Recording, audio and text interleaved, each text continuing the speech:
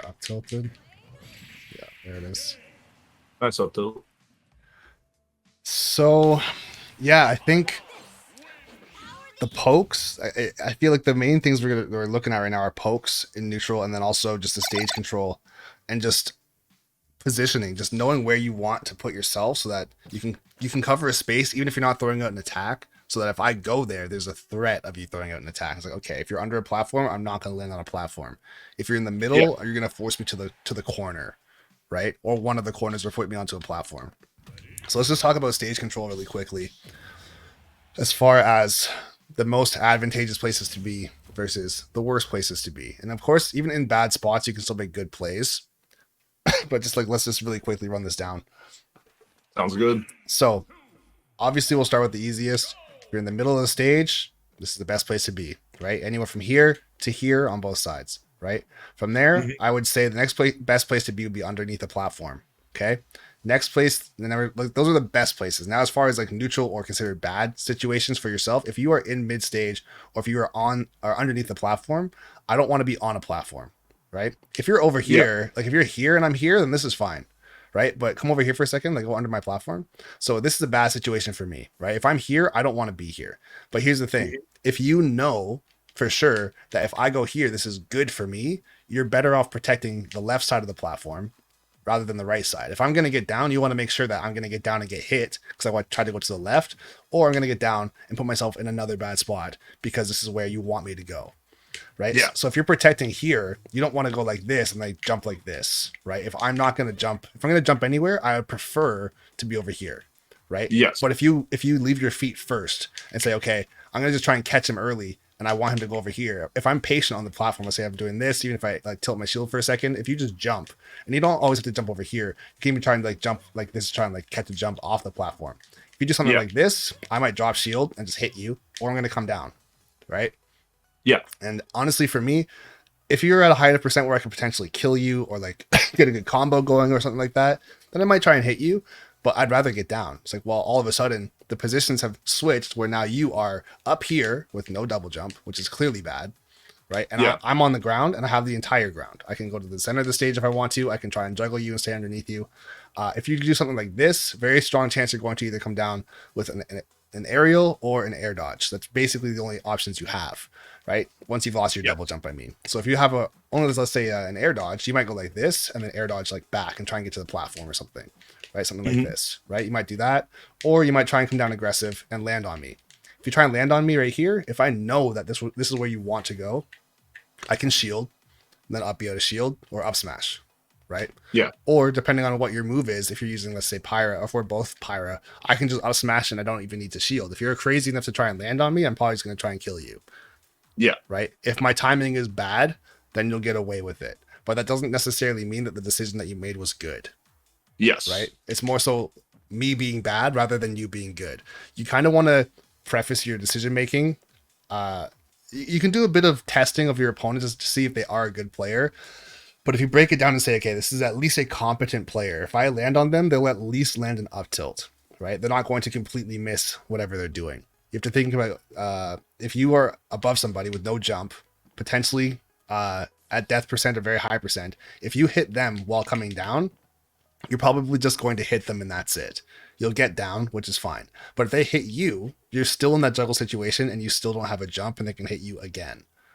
Right? So I'll say, like, if you're fighting against like a Lucina and all they're doing is walking around and up tilting you, and every single time you keep on landing on them, you basically are going to get hit until you learn that that's not going to work, obviously. So your options are now then back on a platform or go to the ledge.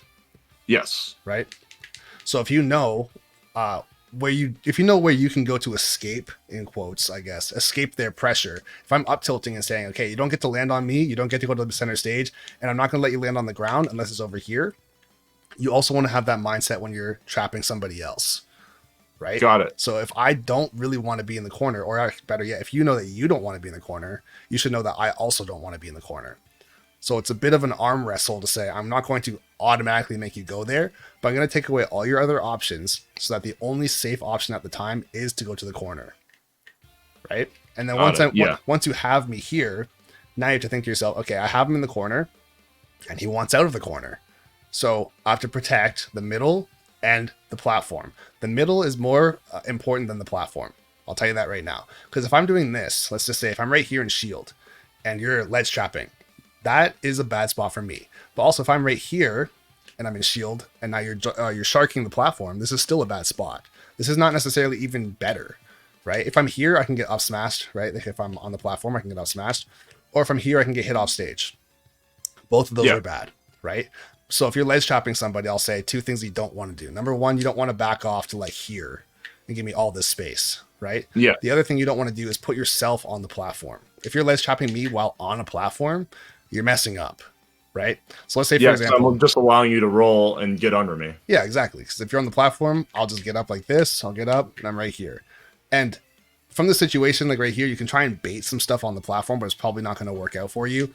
If I am underneath the platform, let's say I'll go like this. First thing I'm going to do is throw my shield up, just in case you try and come down with something, right? Or let's say you run off like this or like this, right? And if you land on my shield, you just put yourself in a horrible position for no reason, right? If you run off the stage and you hit me with like a back air or something, it's safe for the most part. Like if you space it pretty well and you get like that far away, then sure, right?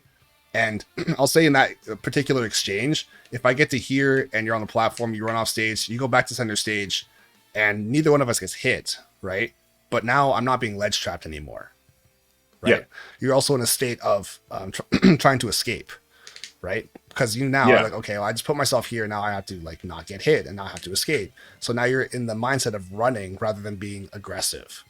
Yes, exactly. Right? I get it. Totally get it. Even a lot of the times I'm not like necessarily losing the neutral like by getting outplayed, which I am plenty, but I'm losing the neutral by outplaying myself, kind of is what you're saying. Yeah. By positioning myself in these positions that I shouldn't be in.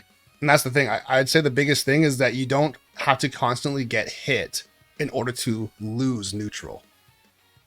Right? Yeah. You can lose neutral by going places that make no sense. Right? Like one of the things that you see people do, let's say, for example, if I just killed you, you'll see people do this and they'll hang on the ledge.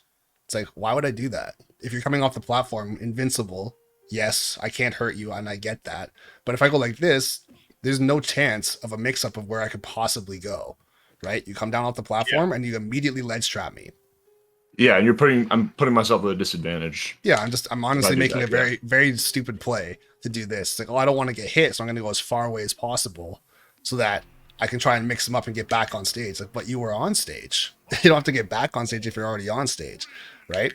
So as far as somebody, let's say, and we're kind of transitioning a little bit here, but if somebody is coming off the platform, right? I would say that if someone's coming off the platform right here, invincible, I would say in the middle, make them come straight down. And as soon as they come down, go to one side or the other, right? Don't have to go onto the platform, but just go one side or the other.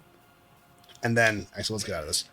Once you go to one side or the other, their invincibility should be wearing off. And if they're chasing you hard, there's a chance that you're going to catch them leaning. And what I mean by leaning is like running with a dash attack, running with a dash grab, going for like an F smash or a stronger move because they are invincible.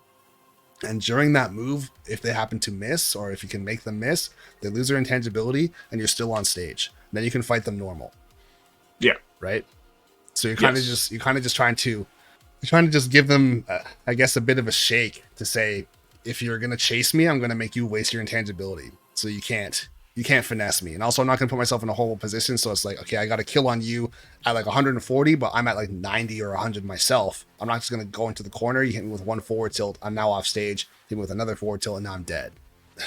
I guess the words there. It's important how this is phrased, at least for me, because a lot of players here play more aggressive as play more reckless, and that's definitely not the same thing.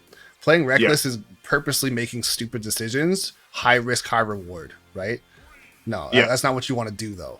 Playing aggressive means I know you're in a bad spot. I don't have to be scared, right? Yeah. Playing confident, I guess, would be even a better way of saying it. Yeah. Right? If you're playing confidently, it's like, okay, I know you're in the corner. I'm going to ledge trap you. I know you're on a platform. I'm going to go right here, and I'm going to do this until you do something. I'm not going to just jump up, or I'm not going to like go over here, or I'm not going to just give in because you're just going to stay up here and shield forever and just like till your shield down or whatever. If someone's doing this for a super long time, it's like, all right, well, if you want to do this until your shield breaks, I'll just break your shield then. Right? That's what you want to do. Don't be like, okay, I'm going to up tilt a whole bunch of times. They're not moving. I'm just going to go over here and then say, let's fight. right? Definitely don't do that. Okay. Right? Keep the pressure on. Say, I'm in a good spot, you're in a bad spot, and I know it. And hopefully you know it, right? So if you're here just doing this, it's like, okay, I'll just shield until he leaves me alone. It's like, I'm never leaving you alone. I'm never leaving until you get hit, or until you're dead, or until your shield breaks, or until you go to another bad spot, right? You'll see people try and like jump and go over here, but if you're on the ground, right? And this is another thing about playing confidently or just smart. If I'm on a platform and I jump to the other platform, if you haven't committed to something super hard, like a double jump up to try and catch me up here, because if I jump like this and you try and double jump and catch me, first of all, you can't jump as high as me when I'm on a platform because we're the same character. But also, I can try and air dodge past you, right? I can go like this, and if you do this, I you're get doing down. that a lot to get past me when I would commit. Yeah. So here's the thing: if I go like this and just double jump over here, don't try and hit me while I'm doing this. There's no point, right? You're much better off just going to the other platform, right? Yeah. Just stay grounded and keep positioning. Yeah. Don't sacrifice it for no reason. Because as far as I know, I don't think there's a single character in the game that can jump faster than they can run. Maybe Jigglypuff, right? As far maybe, as but horizontally, like yeah.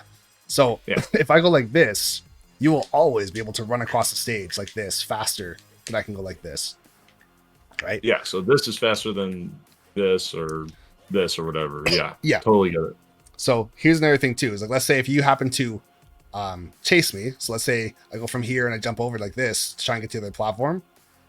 If you catch me, now I'm gonna start to get scared. There's a chance I'm gonna go like this, try to like air dodge. If I air dodge like this, and you still haven't thrown anything out, and you're still playing smart and on the ground, if you see that air dodge, that's a free dash attack, free dash grab, potentially a down smash if you're fast, right? Yeah. And all you're doing is keeping position, and I'm outplaying myself because I'm trying to get you to make a dumb decision. I'm trying to get you to jump and hit me, right? Or I'm trying to get you to like throw in a dash attack early or something, right? Yeah. Which you don't have to do, right? Ultimately, the name of the game, and this is something I want to talk about as far as like what makes MKLeo so good with Byleth. Everybody has the same copy of Byleth as far as frame data, speed, everything, right? Strength, range. Everyone has the same Byleth. But why is his so good? It's the decision making. That's it, right? He's just making good decisions. He keeps himself safe. He also keeps himself at a range that if you happen to make a mistake in front of him, you're going to get hit. He very rarely lets you just like, let's say F smash like this from 10 miles away, and he has to like turn around with a skid and then like try and dash attack you and you get your shield up, then up B or something. Like that never really happens. So like, if you throw an F smash and you miss, you're getting hit by a dash attack immediately, or a down air or an F smash or something, right? Well, yeah. And that's the thing is like, well, how is he always there? How is he always in the right spot at the right time? So because he values positioning. He waits for you to get scared or to air dodge the wrong way or hold your shield for too long. He gets a free grab, he gets a forward tilt or whatever. If you're above him, if he can't catch you 100%, like let's say if you still have your double jump and your air dodge, he's not going to jump up and try and chase you with a nair. Doesn't make any sense. Yeah. Right? He might do a full hop to try and scare an air dodge out of you and go like this. Or not with the up air. He'd go like this, catch you to, like, let's say air dodge like this over to the platform. He'll jump and then go over here and up smash or something, right? Yeah. So once again, all positioning. Positioning more than combos, positioning more than kill confirms, bread and butters, anything, right?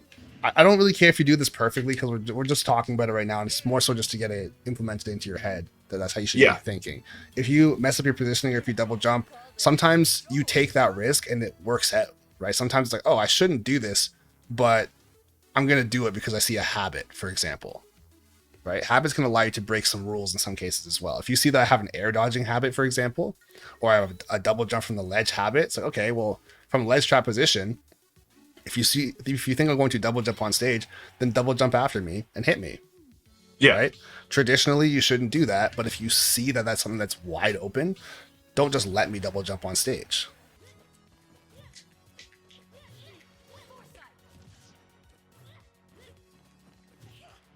Right there. See how you pushed more to the right and then on the platform and got away from you to the left. I will admit too, of course, no one's just going to take a straight line to the safest place all the time, right? I'm going to try and mix you up just like you should try and mix me up. So it's all good. Okay. Oh, nice. I'm cheating. I did not think that would work. I thought there's no chance I'm timing this perfectly, but I guess the hitbox is the size of the world, so there's that.